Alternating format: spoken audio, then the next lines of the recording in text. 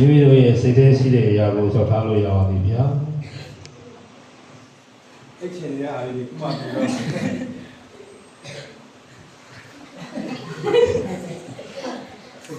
ကဲဒီရောက်ကြတာပါတရားလို့ကဲဒီရောက်ဒီလိုဦးစင်းနေကိုညမမှုရှိတော့ဒီလိုဖွင့်တော့ပါဗျာအဲ့ဒါ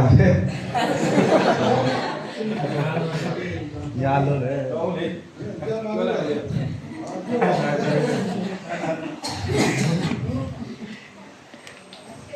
နောက်ထပ်ဘယ်သူရှောင်းလဲဗျာရင်းညာတာတော့ဆက်သားလို့ပါလားဆက်သားနေပါပြီဗျာညောင်းမိုက်တာကိုတွေ့ညနေကဓမ္မရင်းနဲ့လိုက်ပေးရညောင်းတာဓမ္မချင်းနဲ့လိုက်ပေးတယ်ပြီးတဲ့လူကင်ထားရေအဲ့ဒါမူးမနေတော့နဲ့ဆေးပါမပြည့်ခန္ဓာမသိဘူးလေဆရာအောင်လေးမျိုးကိုလဲကြတာအကုန်လုံးသောင်းပြီးပြန်လာတာထားကိုယ့်ရဲ့ mission ဖြစ်ပါမယ်ဆရာဦးတင်နေပြောခဲ့တယ်ဟောရလိုက်ပါတိုင်းလာတော့ပြောတဲ့ mission ဖြစ်ပါလေဗျာပြီးတော့စာသင်တိုင်းနဲ့ပတ်သက်တဲ့ဇာတိတစ်ပုဒ်ပြရအောင်ဗျာအဲ့လိုဒီကြလေးရှောက်ဒီဒီဆိုရတယ်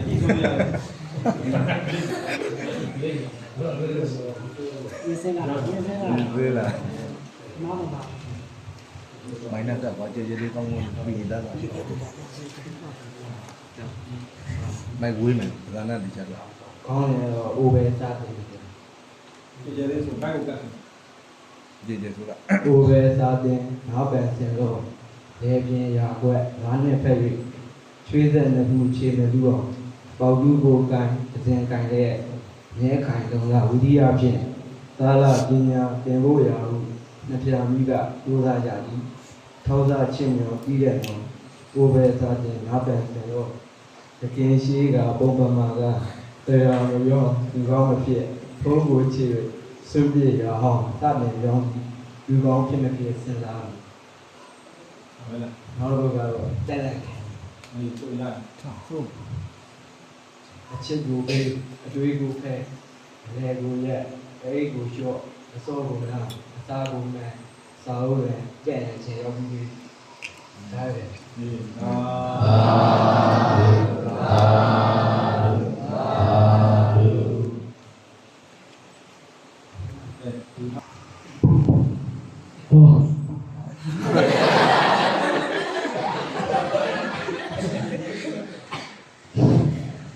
ဒါပြီးတော့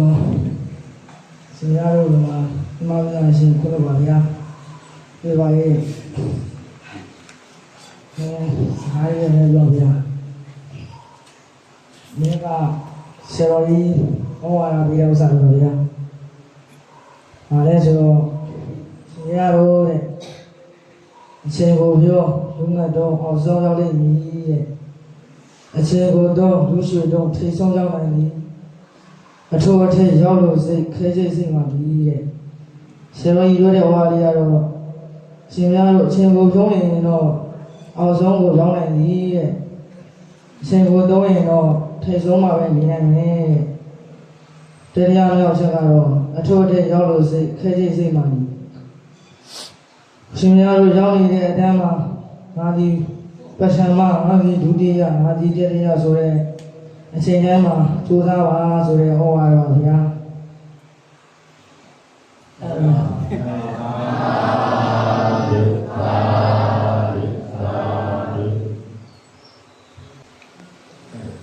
ရတော့ဦးပြီးတော့ပြောတော့ဗျာနောင်မဆိုနောင်မရတာဗျာဒီရနောက်ဦးပြီးတော့ကြက်လာနေတိုင်းတော့လည်းမကျင်တော့ဒါလုံးတပုံရမလေးလို့ဆိုခေါင်းကကြာတယ်ဗျာအဲ့ဒါရမှာပေါ့အဲ့ဒါရဟမ်စေမအဲ့စေမရတော့ကြောက်ဦးလေပြီးတော့စေမမရပါသေးနဲ့ဗျာလို့ပြောစေမနောင်ရပါတယ်ဗျာတော့မရအောင်ကြိုးစားတယ်ဗျာတော့မရရှိဘူးအေး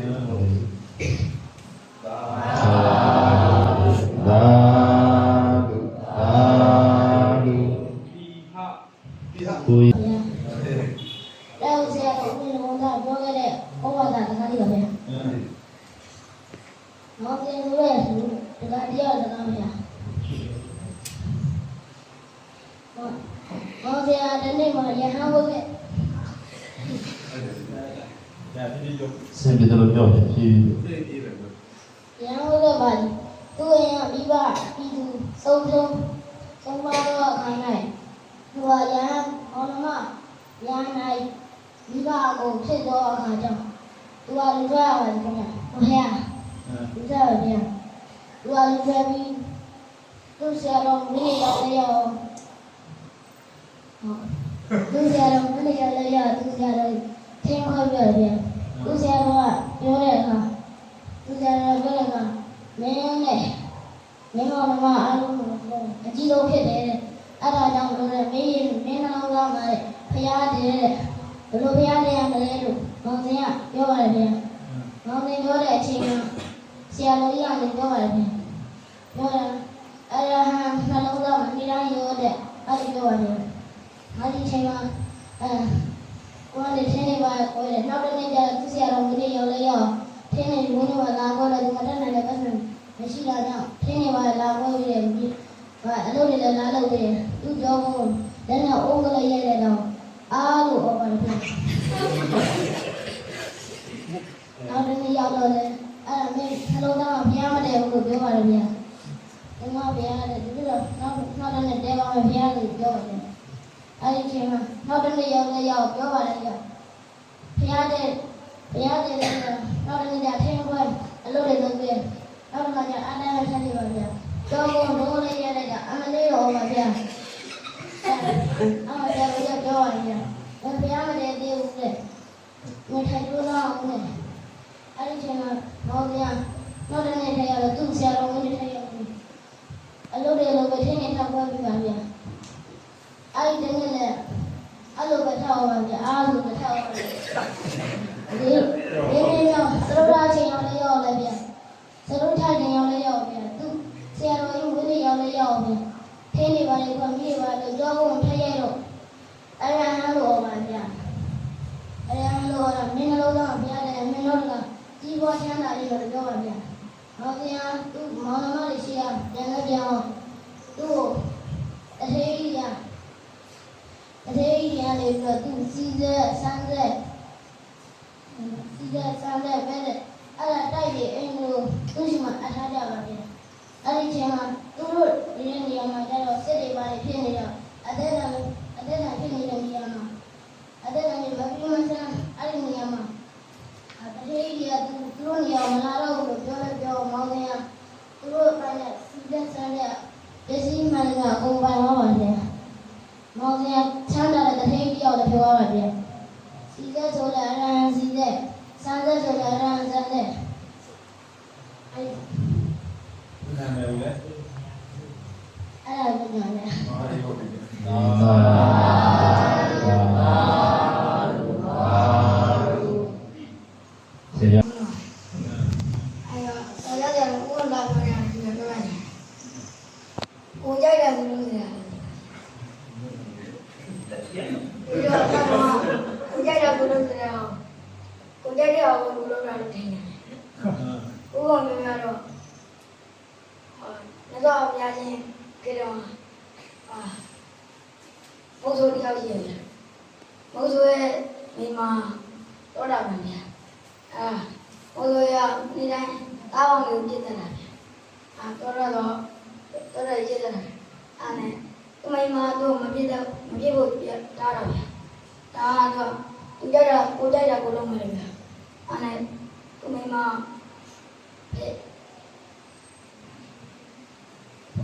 ုရားရှင်ကြီးတော့တရားသွားနိုင်တယ်ဘုရားပြောလိုက်တာဗျ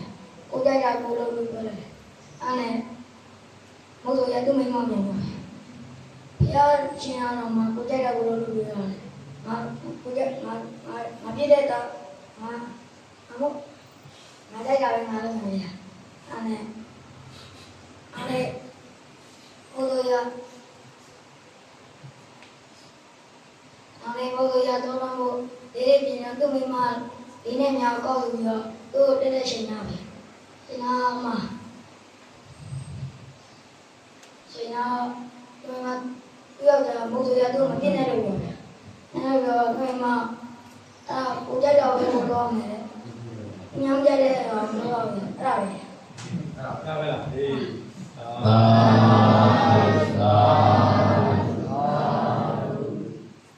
ကိတိရပြီလား ပြီးတော့ဒီနေ့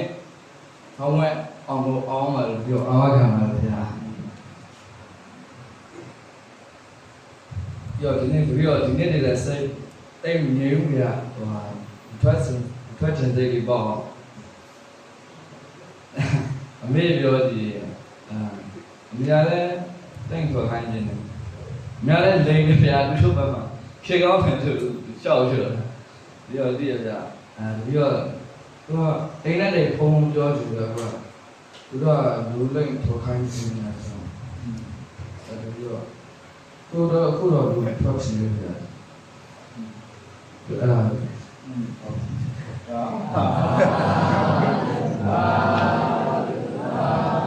အခုမှမုံတော်လည်းထွက်တယ် မင်းတို့လည်းကောင်းမှာမဟုတ်ဘူးတဲ့ ဘာလို့လဲဆိုတော့စားတဲ့ဥဒလာလည်းတက်ချင်တယ်တော့ချင်သေးတယ်ပြီးတော့စိတ်ကနေပြီးတော့ကနေပြီးတော့စီလုံးမှာစီလုံးပြည့်နေပြီးချာမှာလည်းနားလေးပါလေခုနကပါလေ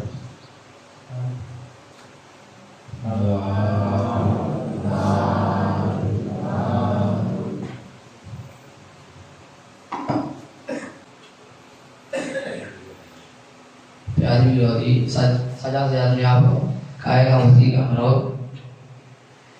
ခေါ်တော့တယ်ဒီမှာမိကရှိခုလို့ပါဗျာ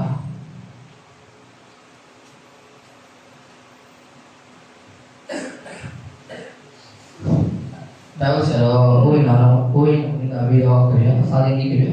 အဲဒီတော့အဆုံးပါဗျာ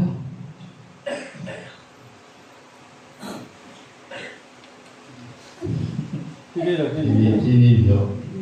အေး ဆ အေး ရာတို့ ဒီ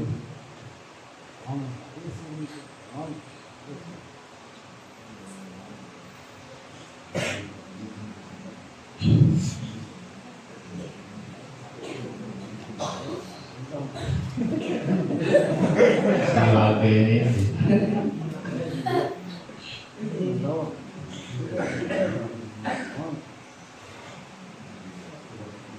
ယေရှုမင်းကခရုငါနဲ့ဆန္ဒဥစေ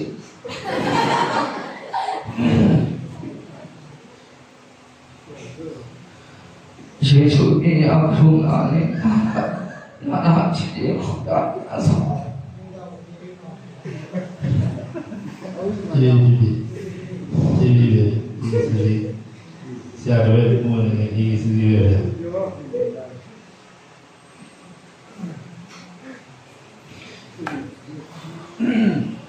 ပြောမှာလားပြောမှာကိုပြောတော့ကိုပေးလို့ပြလိုက် ယေရှုမင်းကခရုငါနဲ့နာချစ်တယ်ခုနကမှအပြည့်နေတာအိုင်ဝန်အိုင်ဘောအိုင်ဆိုပြတယ်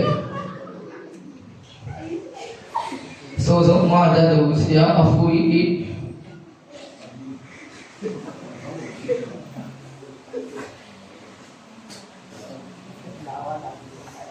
ခုလိုနောက်မိုက်ပြပါလိမ့်မကြောက်အောင်ဒီခုချိန်ကလေးကြိုပြီးတော့လေ့ကျင့်တဲ့သဘောမျိုးနဲ့ယတမတိပလာဖြစ်အောင်နောက်ချိန်လူကြားထဲမှာထွက်ပြီးတော့စကားပြောရေးဆိုရဲတဲ့တတိရှိအောင်ရှင်ပြားတို့ကိုကြိုနေပြီးလေ့ကျင့်တဲ့သဘောလေးပါတယ်ဗျာ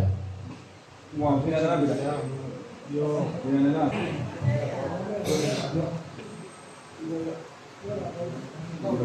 တော့နေစားရတော့စားနေတော့ဒီများဘောကာယဝဇ္ဇဝနဲ့ဒီမှာမျိုးရှိတော့ကြည်ပြီးပါရင်တော့မှာဗျာပြီးတော့ဗျာရွာရောအာမကြည့်ရဘူးဗျာဒါပေမဲ့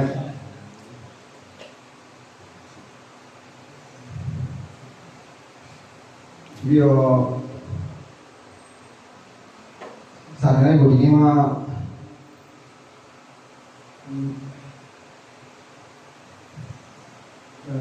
လက်ခင်ရတော့ ဒီမှာပြီးတော့စာနဲ့ကိုဒီနေ့မှာပထမဆုံးကြောက်နေနေဖြစ်ပါလေဒါတော့ခက်ခဲနေရှိပါတယ်ဗျာ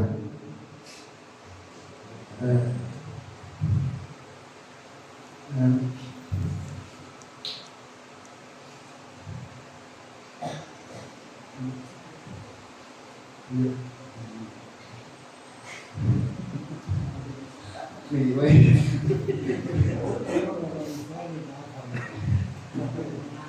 ဟုတ်ပြီ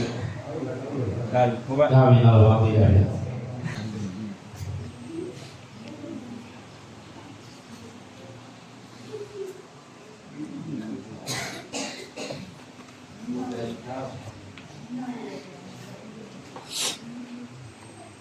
ဒီမှာဦးတော်နဲ့စားကြဆရာတော်များအားလုံးမှာမြန်မာမိရရှိနေခွင့်လို့ပါဗျာ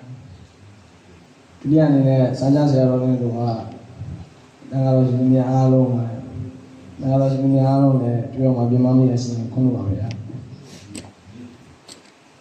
ဆရာတော်ဝင်တွေပြောခဲ့ဦးရဲ့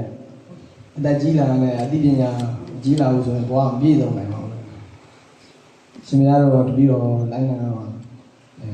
လက်ကြီးလာနေများအသိပညာကြီးလာအောင်ကြိုးစားအောင်ဗျာနောက်တစ်ခုကတော့ဘုံလုံးနဲ့တွေ့ရအောင်တက်တော်တယ်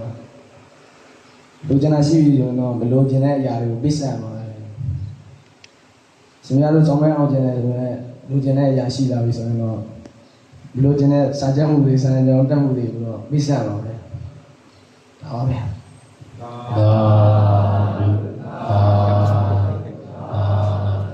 ဘုရားသာပြေးလိုက်တော့ညာဦးလားညာဦးဆိုဒီဘက်ကွာ ဒီတော့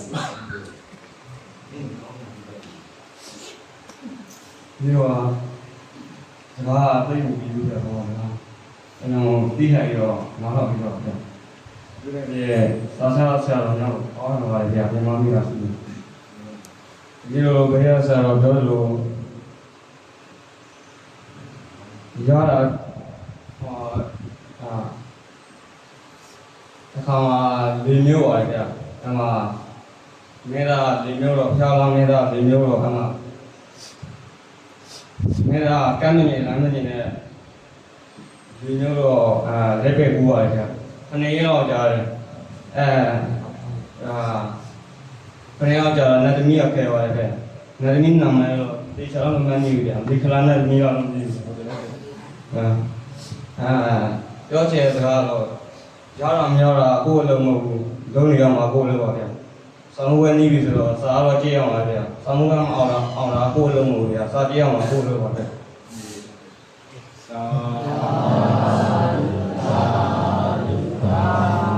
ကုန်ကြီးကြလား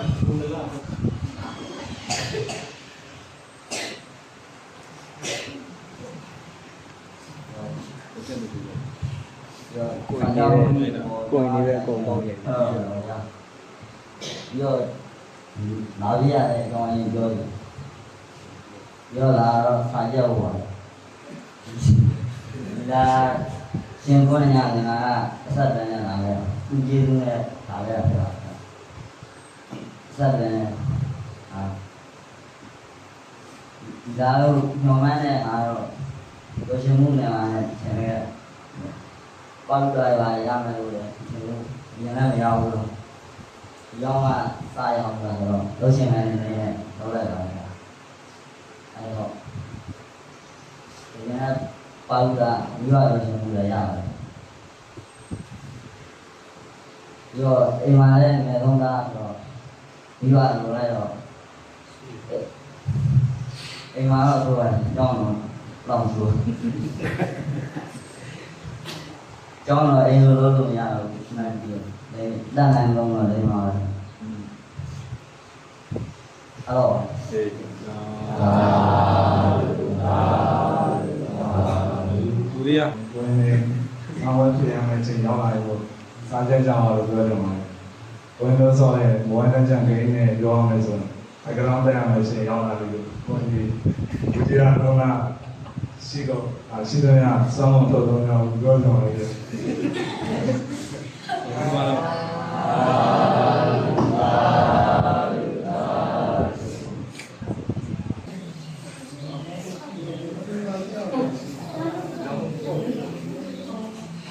ပြီးတော့တနေ့တာစာတရားရပြောပါဗျာ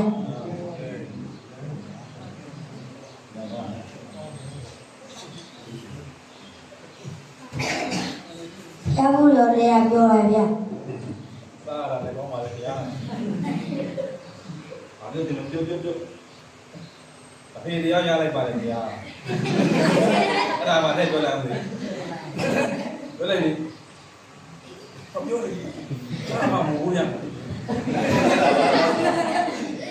ပြောလေ။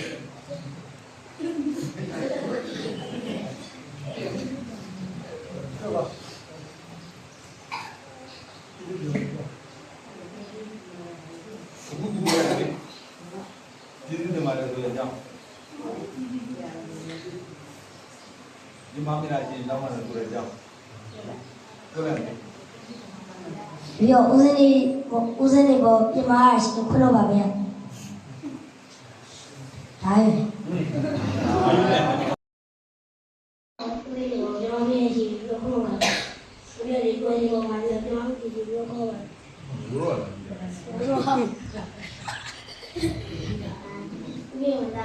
မြင်လာတော့လေဘာတော့မှာလဲဒီလိုမျိုးဆောင်းမောင်တွေမှာဆောင်းမောင်တွေစားကြအောင်တော့ဒါ အာ